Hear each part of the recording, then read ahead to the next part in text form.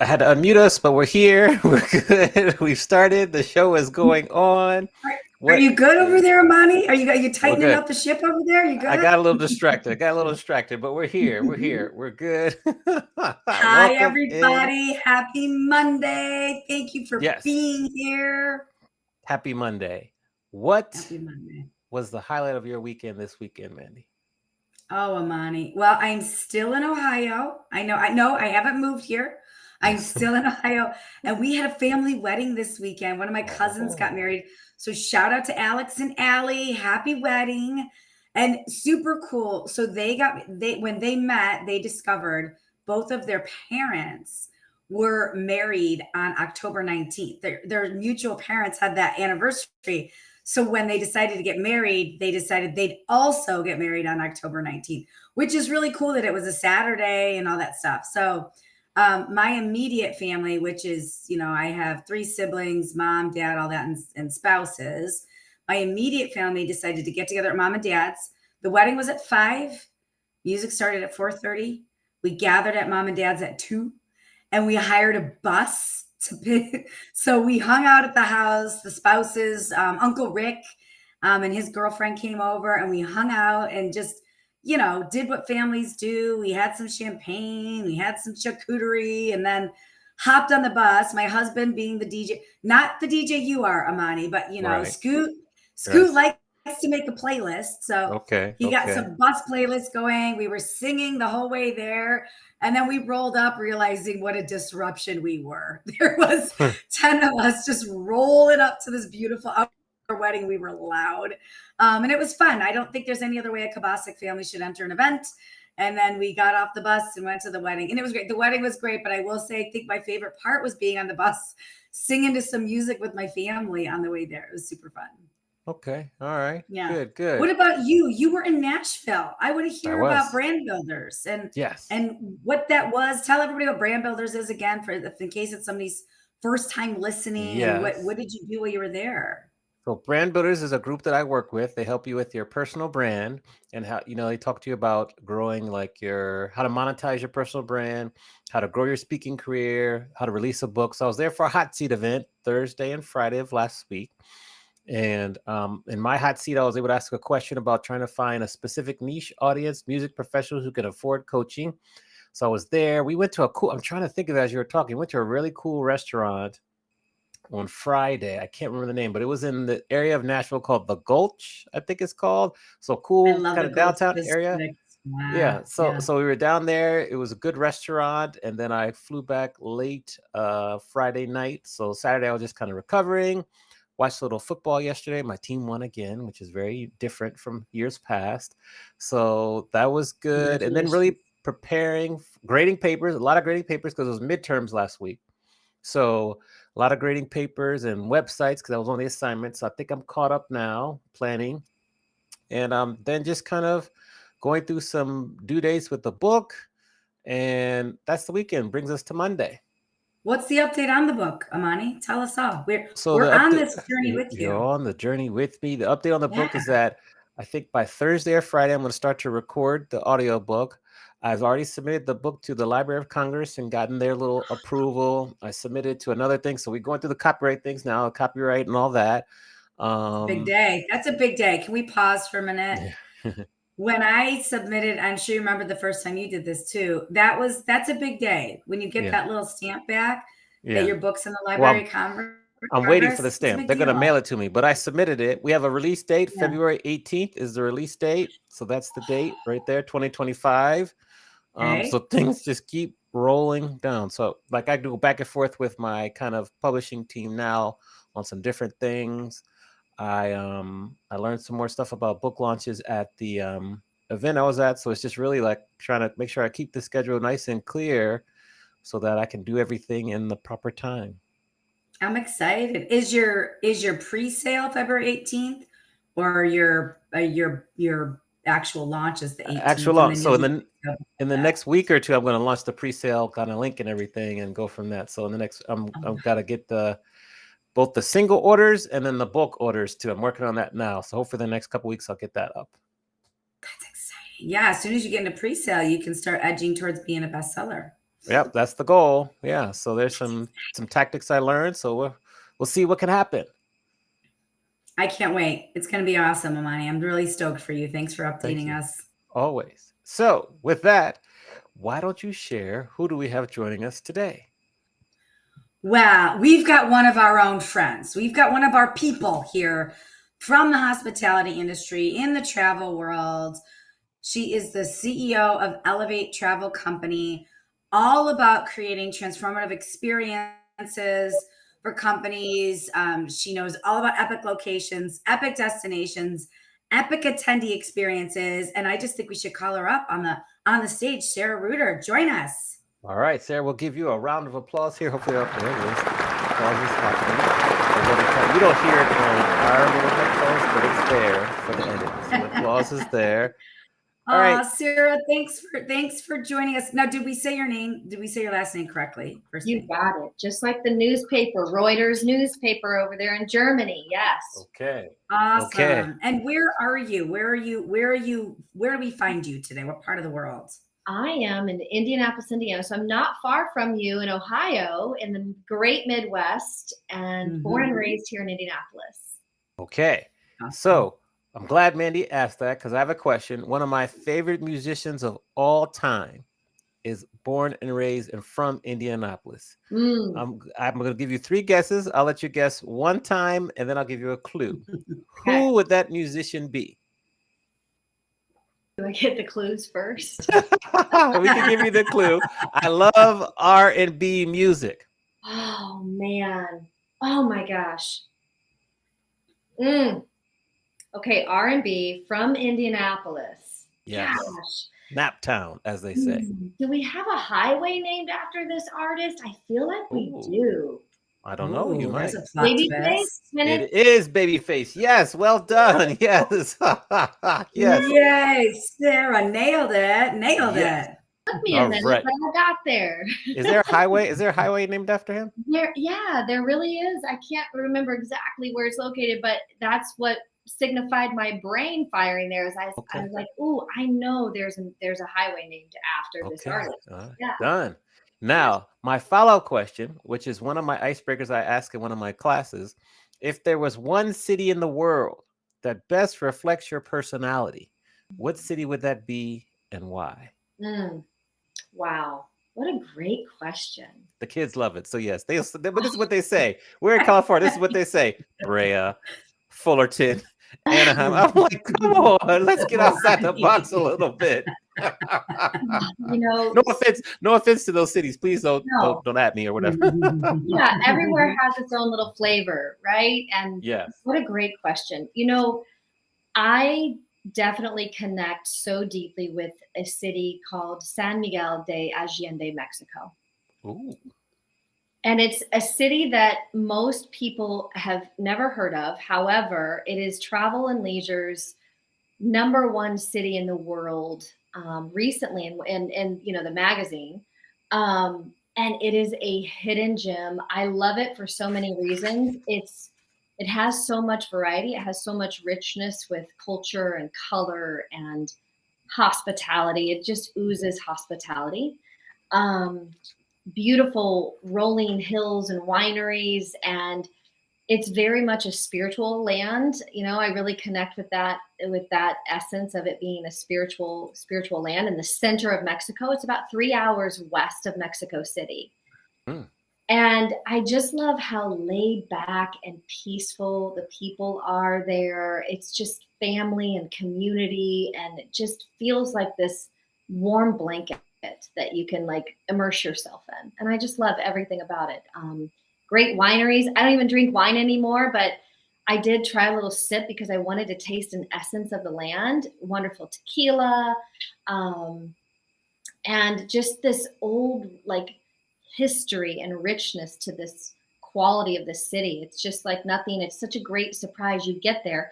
I kind of feel like Indianapolis is the same way. People come to Indianapolis and they're like, whoa, this is kind of much better than what I was expecting. It definitely has that richness to it, but on a grand scale of, you feel like you're going back in time. You feel like you're going, to Europe, almost to Europe in a lot of ways. So it's just really fascinating. Yeah. Funny you say that about Indianapolis. One of my favorite MPI World Education Congresses, and I've been to 6 or 7, was in Indianapolis, and I think it was in 2016 or 17, I think. That's one Yeah. of my favorites. So, Oh, I yes. love that. Yes. Over to you, Mandy. Hmm. Well, this might be too personal of a question, so if it is, just tell me to buzz off because I've got a whole other list of questions. Why aren't don't you drink wine anymore? So, about 3.5 years ago, I made a conscious choice. I started to really tap into listening to my body. I really believe Mhm. our bodies are our greatest teachers and tools. And through my yoga background and meditation background, I really just started to actually listen instead of resist some of the things that were coming up. And I just made a conscious choice. And, to go even deeper, more personal, I come from a family of alcoholism and codependency and some not so pretty things, not so great things. Yeah.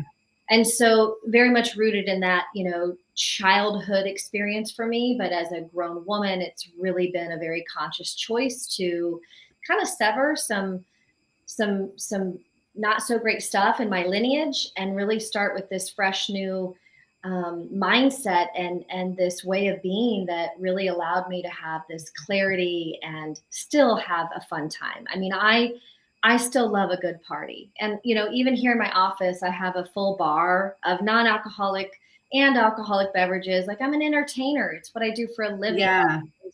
So there's no shame in the game for anyone. It's all, lifestyle choices, right? I love to hear that. And I wish more people, especially in our industry, would talk about that. I've been on a little adventure myself this year with just paring back on alcohol and seeing how I feel at like going to conferences and not drinking and seeing how I feel. And I've done it twice so far. And I actually have had a way better experience not drinking at the conference. But I think our industry, and as a planner, so it's like as an attendee and as a planner, I think we all think that it's all about the alcohol, it's all about the booze, but really the more and more people you talk to, they're either doing that 75 hard or they're paring back or they're not drinking at all. And I think I appreciate you sharing your story, but I just wish more and more people would talk about it because it is possible and it's not that unusual. And it's you come out of it. Think of how many years did you go to conferences where it's hard enough to engage with all of these people all the time, let alone drinking and everything every night. It takes forever to re-enter, right? And now you probably slept a little bit better. You came back feeling a little bit differently. So Yeah. I applaud that. And I want anybody out there listening or watching to know if you're thinking about that, reach out to Sarah, reach out to me, reach out to Amani. Like you can do these little things, you can make these little changes that help you have more clarity. So I appreciate you sharing that. Yeah, absolutely. And I think the younger generation is such a great, group of people for us to learn from because, they're Mhm. not as into the alcohol trend that, my generation was. And so I feel like I'm like, ooh, I'm on the trend of the younger people, but it really has enhanced every area of my life, I'm more connected to myself and my emotions, Mhm. and it makes me better at my job and being a mother and a leader in life. It really has been, all good things have come from it. I love Nice. that. I love that. I want to hear for a second with the transformative stuff that you're talking about. So you do talk a lot about transformative travel versus immersive travel. So I wondered if you could define each for us and then share an example of a transformative event you did you're proud of and an immersive event that you did that you were proud of. Yeah, that's a great question. So when I think about immersive and immersion, it's kind of like taking a full bath in the experience, and really bringing in kind of some hands-on experiences that invite people into the local culture, or um, even if it's not somewhere traveling like Indianapolis. I help clients locally in Indianapolis when they need an event planner to help, come up with the creative components and bring in all the ideas and the creative concepts to really drive home their message or their theme, which is usually centered around relationships and connecting, right? I mean, that's why we have events, is so that we can deepen our relationships, whether we're introducing a new product, whether we're talking about our book launch, whatever it is, we're deepening those personal relationships. And so immersion, I think of, what sort of outside experiences can we kind of form in this event that can really elevate the experience and bring in this, driving home this message. And then with transformation, it's almost like going a little bit deeper of a layer. And I have a great example. In fact, it's so connected to the question Amani asked with, any city, to describe that city. So one of the beautiful parts about my job is that, we get invited to go and experience a lot of unique destinations and brands. When I say brands, hotels, we'll start with hotels. And so, I've been blessed to travel to so many extraordinary places for 24 years of my life. And, the beauty of it is, like, when you're that kind of middle person, middle woman, middleman, middle woman, of being that matchmaker between the destination. I'm a third party, event professional. And so I really love diving in with clients to figure out what their brand and culture and voice and goals are when they're having an event. And then, hey, where's the destination that can actually really amplify that message? So it's been such a fun journey. But San Miguel is somewhere that I discovered many years ago through the Fiesta Americana. You guys know Posadas. Yeah, of course. Americana is a Mexican owned company, and they have great properties all throughout Mexico and in the Caribbean as well. But I got invited to go to San Miguel de Allende, and I just fell in love with it. And so, when I come back and I can think about clients that I have that it might be a good fit for, I, of course, just start to naturally share, and invite others into the experience.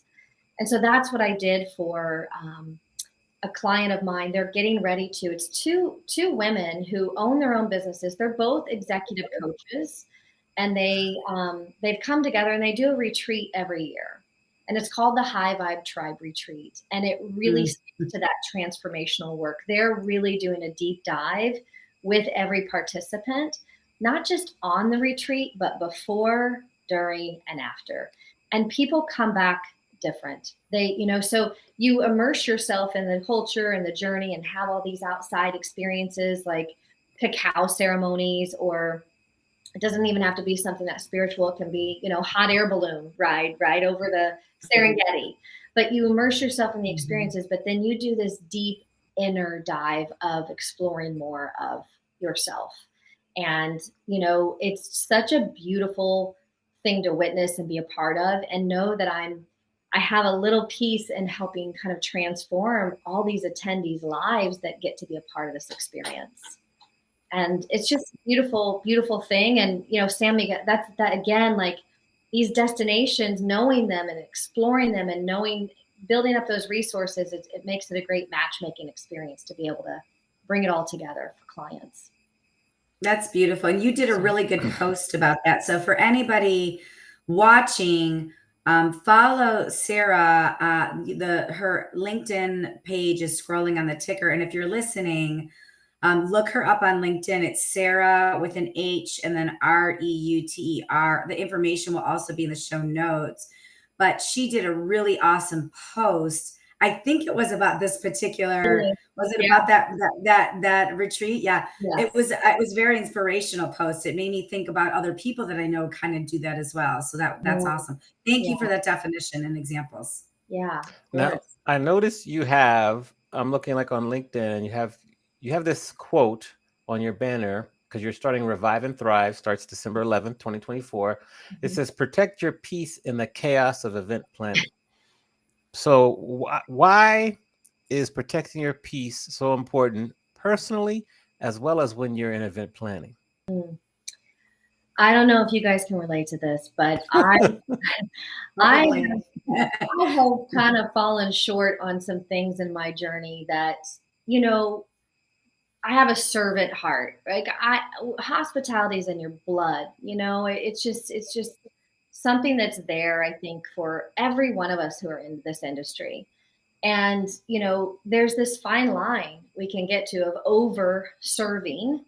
And I tend to be a people pleaser. That was one thing that I really started to notice about myself, is that I say yes to everything, and my boundaries weren't very strong. And again, a lot of this rooted back, to come full circle, to my upbringing in childhood, to being a part of a family where, love my parents, they love me, but things were very chaotic. Things felt very unstable and unsafe for me in many situations. And so I had to become a control freak who knew how to figure out every problem in the room, and I could smell it from 1,000 yards away, and I knew how to fix it. So I became the fixer, the high achiever, overachiever, people pleaser. And I started to realize on my career path that, I reached a point of burnout. I did. I reached a point of burnout. I was in business with two other women at the time. I grew a business from zero to a multi-million-dollar company in 8 years. And I literally it was almost like postpartum. If you've had kids and maybe experienced this, it's like you don't really know you're in it. You're in that burnout until you're in it. And so Revive and Thrive is really me pouring out my heart into designing a program for the version of me 10 years ago who didn't really have the tools. She didn't know the signs. She didn't know the symptoms. And so it's, this program that's really there to serve the ambitious, yet probably secretly overwhelmed, exhausted, on the verge of burnout event professional. I think so many of us can relate to that. We're just so driven to help and to make things really look perfectly beautiful, all wrapped up in a bow, and saying it's my pleasure. And just finding the discernment, finding that line of protecting like what's true for ourselves. And it's really me teaching people how to put themselves back up at the top of that checklist, because a lot of us have fallen short of doing that and really putting others before ourselves. What would be some tools you wish you had 10 years ago? Boundaries, number one. Amani, does that sound familiar? I'm like, Deja, keep talking to me. Preach. Go ahead. Keep going. I'm working with I've had hired coaches my entire life. I really, for the phase or the season I'm in, I always go to a mentor or coach who's can fast track me to be that better version that I'm striving to be. So my coach right now, her name's Jessica Zweig. She's an author, speaker, incredible woman. She has taught us that even the word boundaries, there's a little bit of a defense mechanism that goes up with that word. It kind of feels like a tough word. It's like it puts up defense. So she calls it sacred lines. And it really takes that like, ooh, wow, yeah, this isn't about them. This is about me honoring, like, knowing our non-negotiables and knowing what we need in order to really thrive and feel safe and feel supported. And so, yeah, boundaries, sacred lines, whatever you want to call them. I've started to call it that now, but I wanted to give her the credit, obviously, for coming up with that beautiful term, because it is sacred. Our boundaries really need to be something we think through. And I'm actually getting ready to teach a free masterclass on October 30th called Aligned. That's one of the things we do is we practice. It's a practice. Like, nobody teaches us how to do this stuff. I didn't learn until I went to therapy and worked with coaches, and I learned how to use this language that didn't feel so challenging and so disruptive, Yeah. Okay.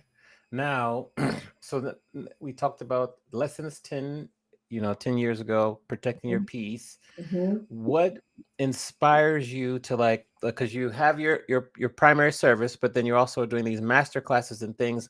How have you been able to determine which kind of revenue streams to focus on and which ones are coming next? It's a great question. So, the the consulting I do with companies to help them find their next destination and hotel, and that curation of an experience is my primary lane and will continue to be. I mean, that's what I've been doing for years and years upon end. I'm now at a place where, though, this is kind of like, ooh, wow, this feels like this next product I can add to my current product suite to really help the people like me who maybe are kind of silently suffering in a way, you know?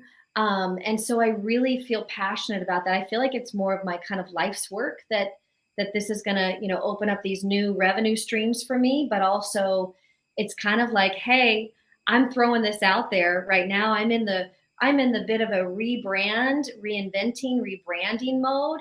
It's a little scary, Amani. I got to be honest. It's a little frightening, but it feels aligned to me. It feels like my life's work of what I've experienced, what I've discovered is where I can help and serve more and others. And so for that reason, it feels pretty good. But you know, we'll see how this all goes. Revive and Thrive is my first group coaching program, starts December 11th. And so at that aligned masterclass is where I'll be opening up the doors to invite others in if they want to get into this deep dive of making, you know, I go back to when I started to do some like inner work on myself, and I was in the busiest season of my life with work. Numbers were big, revenues were big, and it felt like the responsibilities kind of mirrored that too, you know? And so I was really putting a lot of pressure on myself to perform, and I tanked. I literally tanked. And so this is like, hey, I believe that you can have really, really high performance and high net worth and high profits and revenue and have peace. Like that's really the life goal that I'm really striving towards, of sharing with people, teaching people, and practicing what I preach, right? I mean, I'm on the journey too. Yeah. Yeah, I want to dig into the actual company, Elevate Travel Company, really quick. And I'm just curious. So you started this business in 2010, is that right? So Elevate Travel launched in 2018, actually. It's 6 years. 20, Yeah. 2018. Yeah. And how many people, so I know some of the people on the team, just tell me a little bit about the makeup. Like how many people do you have on the team? How many source? How many service? How many administrative people? Just what's the makeup of your team? Yeah. The team is, I hire the gig economy. I hire my trusted, tried and true freelancers who it's very project based.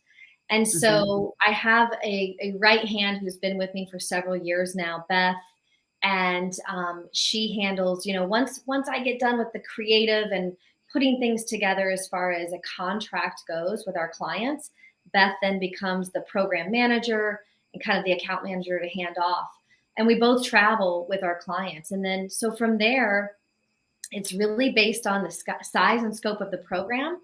And Mhm. being in the industry for so long, I've really been fortunate to have a lot of connections out there with people I trust in hospitality who I can pull in to a program, whether they come on site, just to be on site, professional staff to help out, um, or get involved in the pre-planning process as well.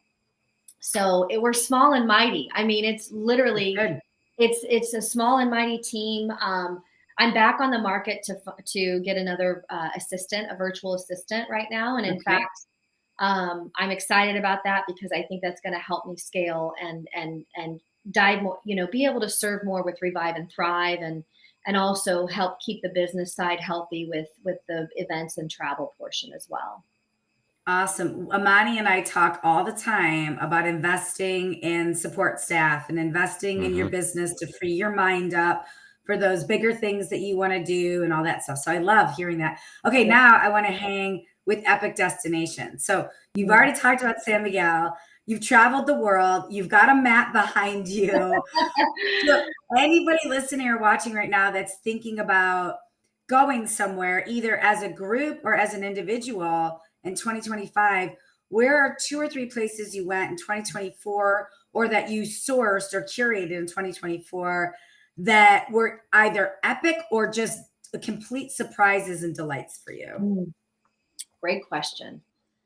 This one, I get into my curation mode, right? Because so much. I want to just say this too, because I really feel like this. A lot of people come to me and they'll have a destination in mind. They're like, Sarah, we want to take our group here, right?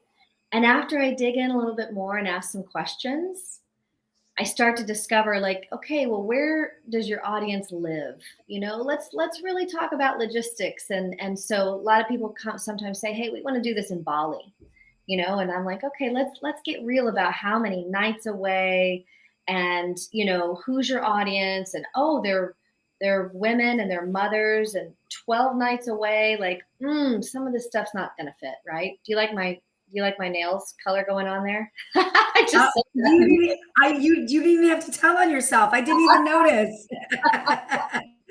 My son races go-karts. Pointing finger. Yeah, it's my pointing finger. My son races go-karts competitively, and it's so nerve-wracking that I literally peeled all my nails last week. Over the weekend. I've been there.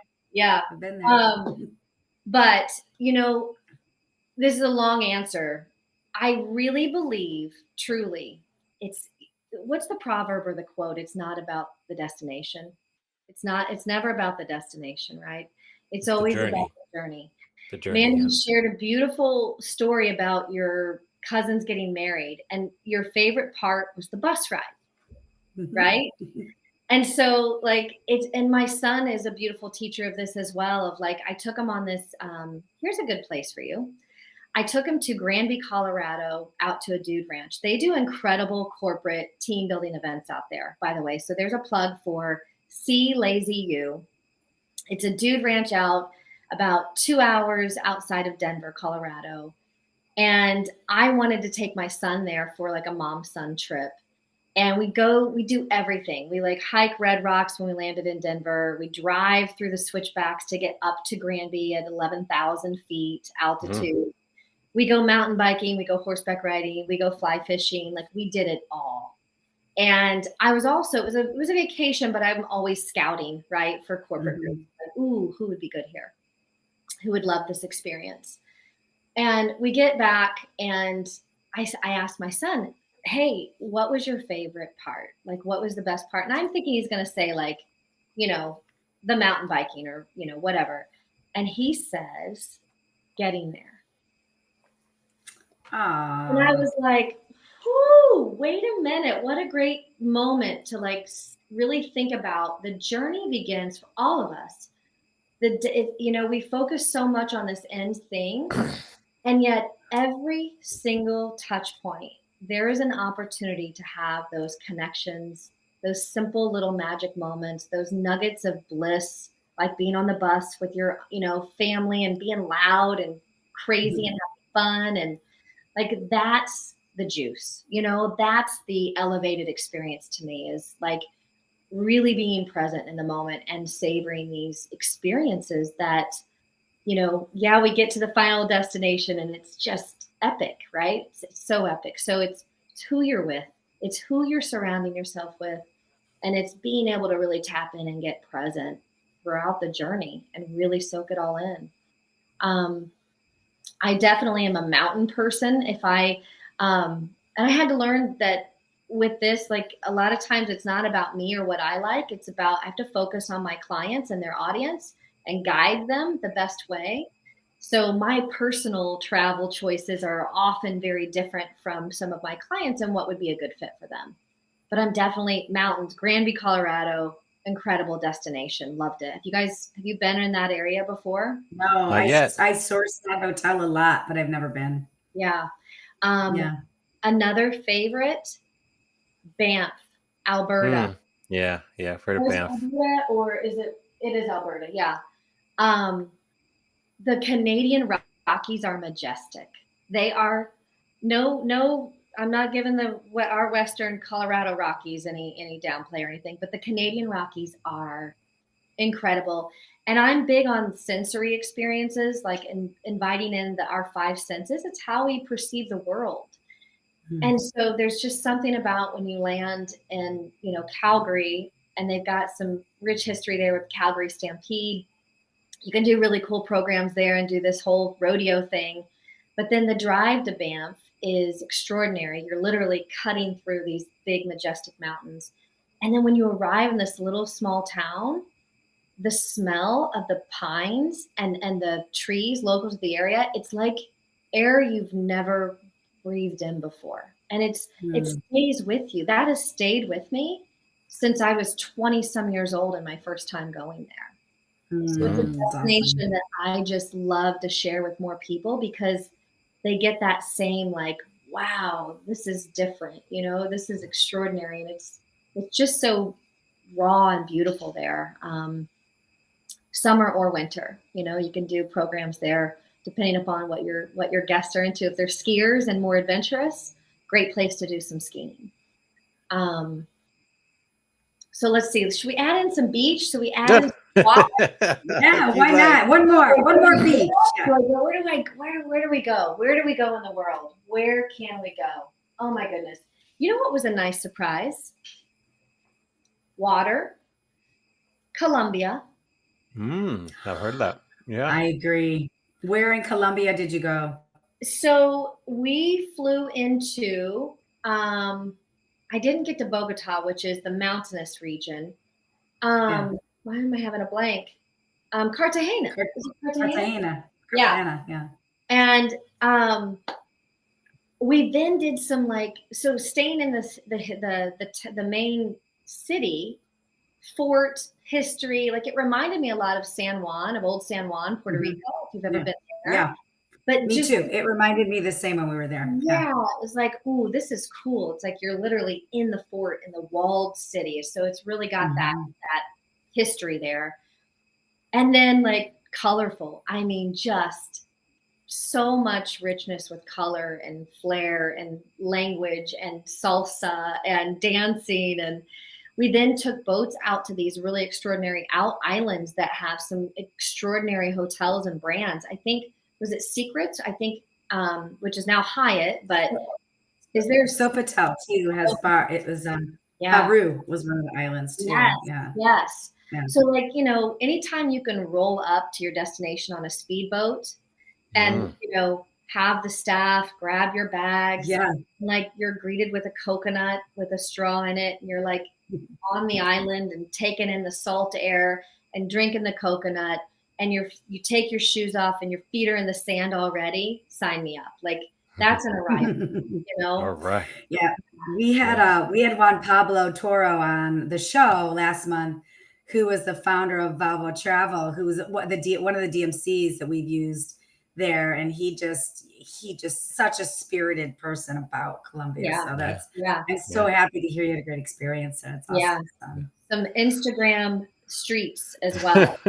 For sure. Always about the gram. Yes. We have come to the time in the show where it's time for you to ask both myself and Mandi a question. Any question you want. What question? Nothing is off limits. What question would you like to ask, and who would you like to ask that question to first? And they could be two different questions. Your choice. Okay. I'm always a gut, intuitive instinct kind of gal. Yes, we can tell. We can tell.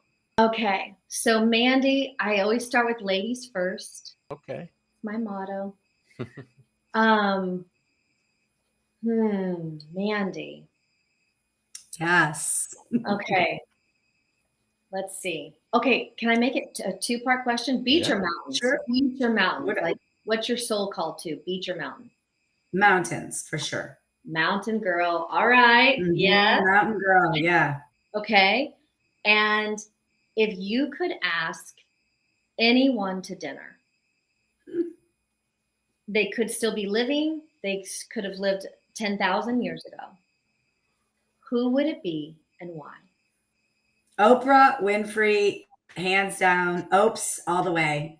I love her. I mean, I love her rise. I hate her childhood because it was so, I'll talk about chaotic childhood, but it served her so well. And she's so open and vulnerable about talking about it.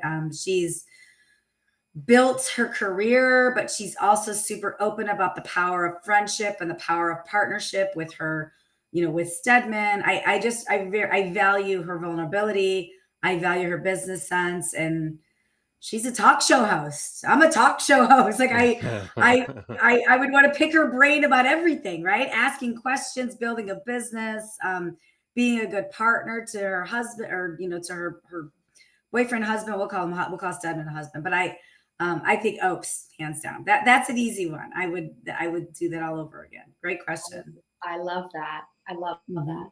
Okay, Amani, Yes, you're up. I'm up. So beach or mountains? Beach. Beach. Okay, this is why you guys make a good Yes. co-host Mhm. show partnership. Look at that. Yes. I truly believe that.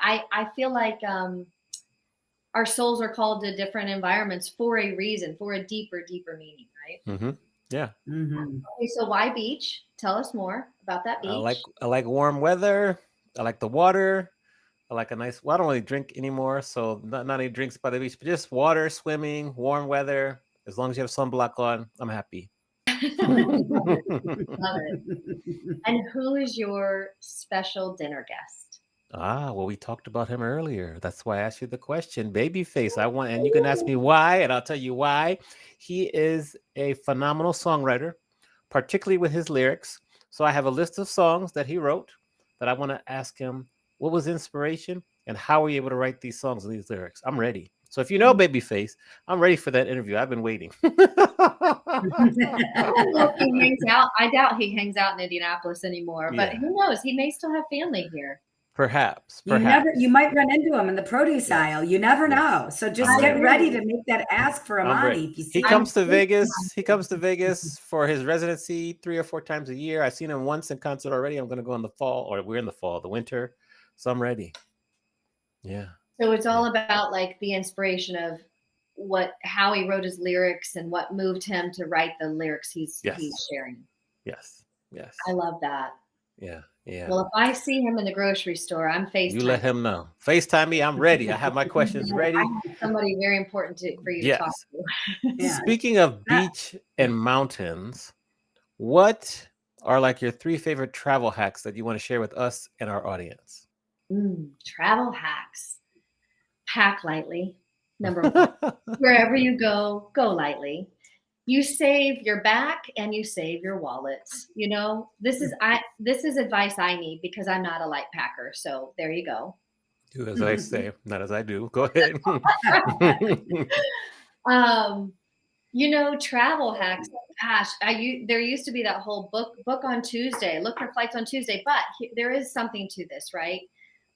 If you have flexibility in your dates of travel, whether you're a group or individual, you're going to get the best value, right? So if you have flexibility, if you're not hardwired into this has to be Thursday through Sunday, weekends are typically higher demand. Travel is supply and demand, basic economics 101. The fuller the flight, the fuller the hotel, the higher the price point. So just keep that in mind, basic economics 101 when you're booking any sort of travel and working with a company that's sourcing it for you, have that flexibility. And I would say another one is um, get some good credit cards with nice points and ROI on your points. My favorite is the Chase Sapphire card. Mhm. Their dollar to point ratio is the best. And if somebody else has done the research, I'm not as I pay people to do the research for me. Got my Delta card here, Amani's but keep holding going. up his Delta Sky Miles credit That's card. right. Yes.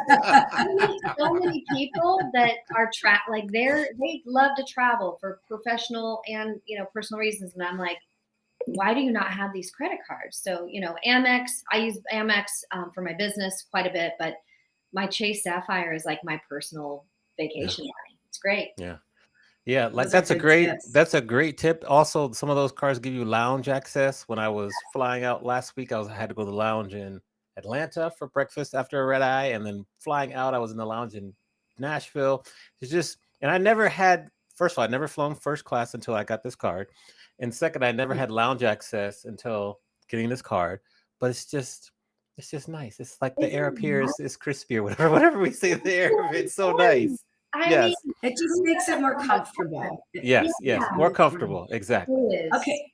I have Go a ahead, man. flash round for you, Sarah. So, you've seen so many interesting things over the years and what you've been doing. So I want to yell out a word and just have you say the first thing that comes to mind about something interesting that you've seen within these epic events.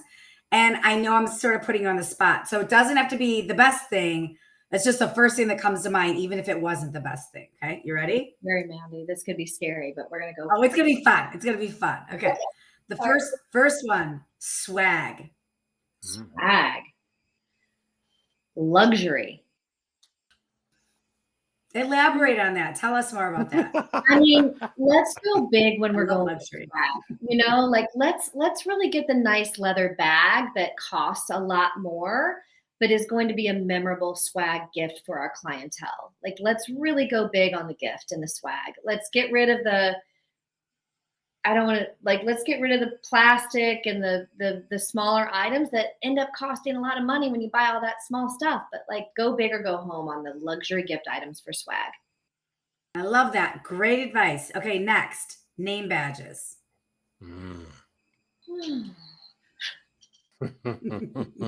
Something came to your mind. You're not sharing. I see you, Sarah. I see Say it. it.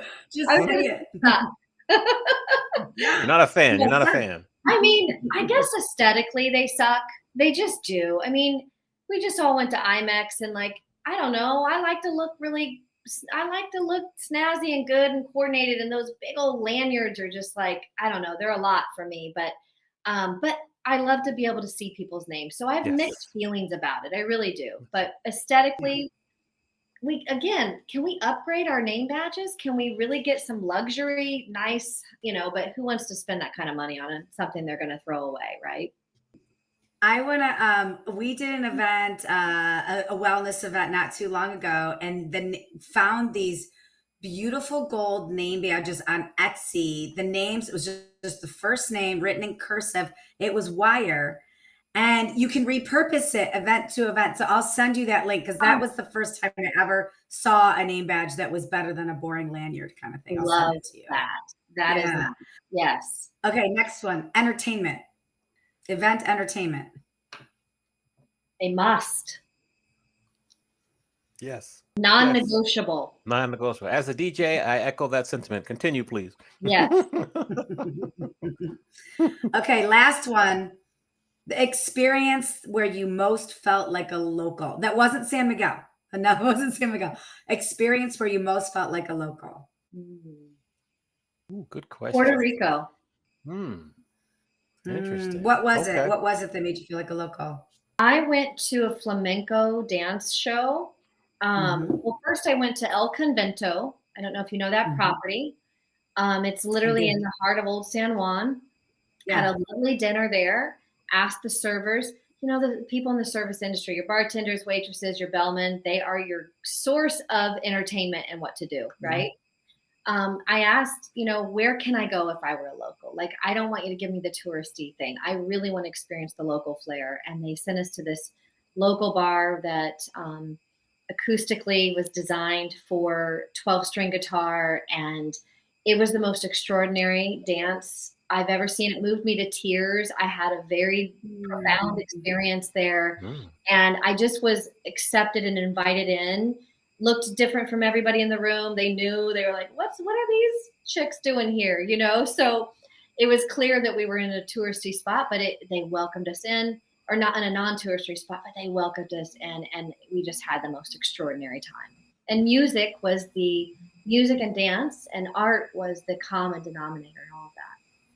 Okay. Beautiful. Love that. Okay. Thank you for playing my reindeer games. That was fun. And your answers were brilliant. So thank you. Yes. Thank you. So my final question for you is, if we're going to go back and talk to Sarah, as she's just about to graduate from Indiana State, who for the basketball fans, that is where Larry Bird went to school, if I recall correctly, right? Yes. Wait, and what's the mascot for Indiana State? The Redbirds or Sycamores? After trees or whatever. After a tree. Yes. Okay. We're talking to Sarah right as she is graduating from college, giving her advice based on what you know now. What advice would you give your younger self? I would have given that younger gal a little advice to let the chip on her shoulder, just kind of, give it some love. She had a little bit of an ego then. She was flying airplanes in college Yeah. and then left and had to take a very basic job to get my foot in the door in corporate America.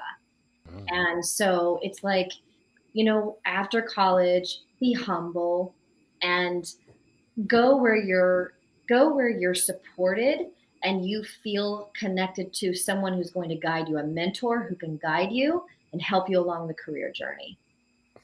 Well said. Mandy, you want to close Great us advice. out? Yes. So, Sarah, you've given us so much time today. You've given us so much advice. We so appreciate it. How can we support you? How can we lift you up, whether it is attend your December event or support your business? How can we lift you up in what you're doing? I love you guys for this. The word, when I chose Elevate as my brand name, the literal definition is about uplifting others, and Mm. that's so aligned. So thank you for that. I believe in that synergistically, and support that I need right now. And really my heart is so into this is this next masterclass aligned on October 30th. It's coming up. It's like in 10 days, right? Or 9 Mhm. days, I think. And it's about some of the things we were talking about: building better boundaries, design a day you love. I take people on creative journeys and visualizations, and it's about really putting themselves first and then taking their burnout temperatures, learning how to check in with yourself. And so aligned October 30th, the more people that can hear about this, learn about this, show up, put themselves first, carve out 90 minutes. I know that sounds like a lot of time, but it will fly by. And I am big on not making it boring. I get people up, moving, grooving, music. We might dance. I don't know. We'll see what shakes out. It's very fun and it's very engaging. So Awesome. it'll be a good. Well, send us the link, and then we'll put the link to that in the show notes so everybody can see it, and then we'll repost it as well. We'd love to support you in any way we can. That sounds amazing. Thank Well, you. you're welcome. We're going to put you back in the green room right now. We'll give you some applause, but thank you very much for being an amazing guest. And we learned a lot from you, and we can't wait to keep in touch. So round of applause here. Thank you for tuning in to Adventures in Business. Don't forget to rate and review our podcast on the platform that you're currently listening it on. And don't forget to share it with your friends and anybody that might be as much of the business nerds as Amani and I are. See you next time for another captivating interview.